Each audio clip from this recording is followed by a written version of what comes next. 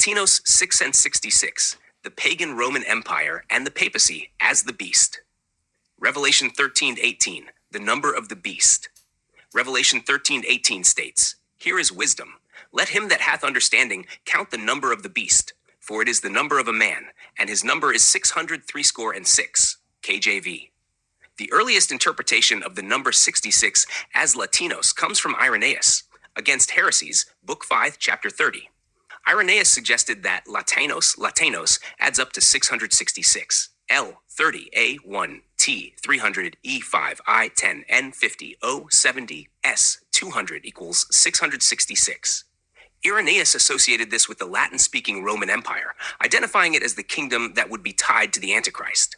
Later Protestant scholars took this interpretation and applied it to the papacy, seeing a direct link between the pagan Roman Empire and the ecclesiastical power of the Roman Church. The pagan Roman Empire as the dragon. Revelation 12, verse 3-4. Revelation 12, 3-4 describes the dragon. And there appeared another wonder in heaven, and behold a great red dragon, having 7 heads and 10 horns, and 7 crowns upon his heads. And his tail drew the third part of the stars of heaven, and did cast them to the earth. And the dragon stood before the woman which was ready to be delivered, for to devour her child as soon as it was born. The dragon in this passage represents the pagan Roman Empire. Historically, the Roman Empire persecuted early Christians, as seen in the martyrdoms under Nero, Domitian, and Diocletian. The 7 heads and 10 horns align with the structure of Rome, later reflected in the division of its territory. The dragon gives power to the papacy. Revelation 13, verse 2. Revelation 13:2 describes the transfer of power.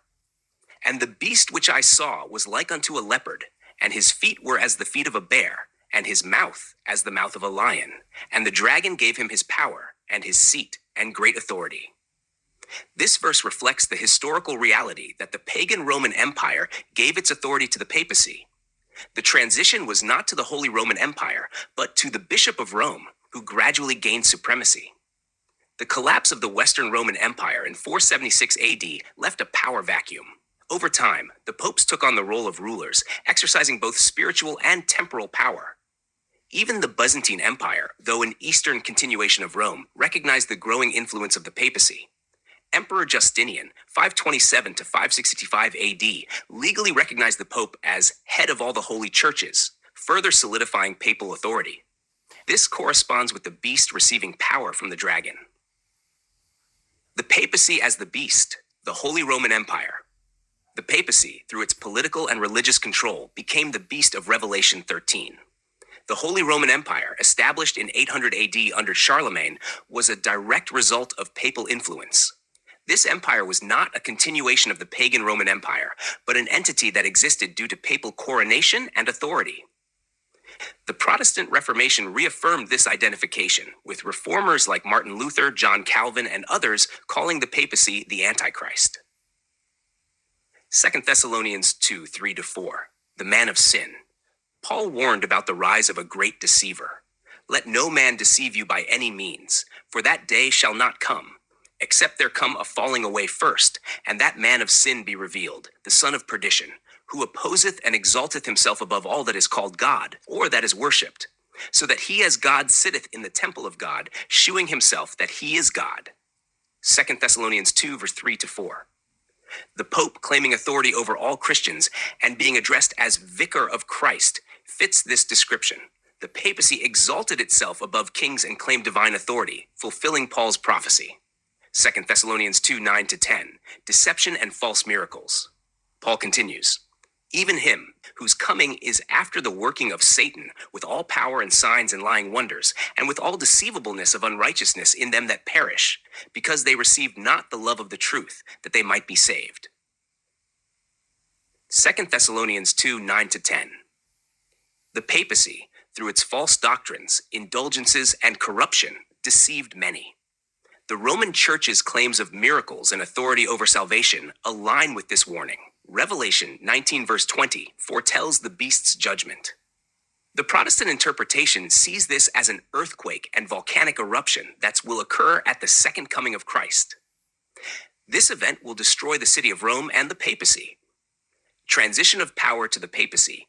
There was no transition from the pagan Roman Empire to the Holy Roman Empire. Instead, power passed from the pagan Roman emperors to the papacy, with the popes assuming control over Rome and Europe.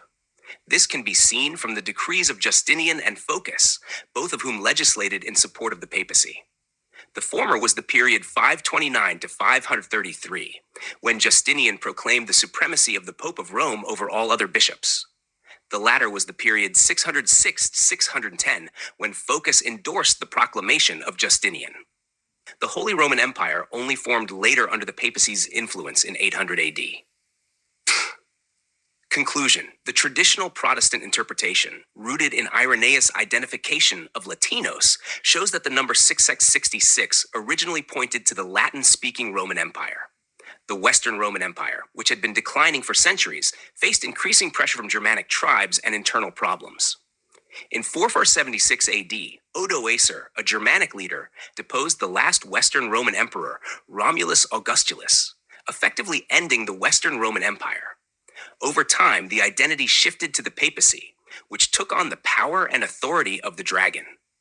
This interpretation does not look to a future eschatological figure, but recognizes the papacy as the fulfillment of the prophecies concerning the beast, the Antichrist, and the man of sin.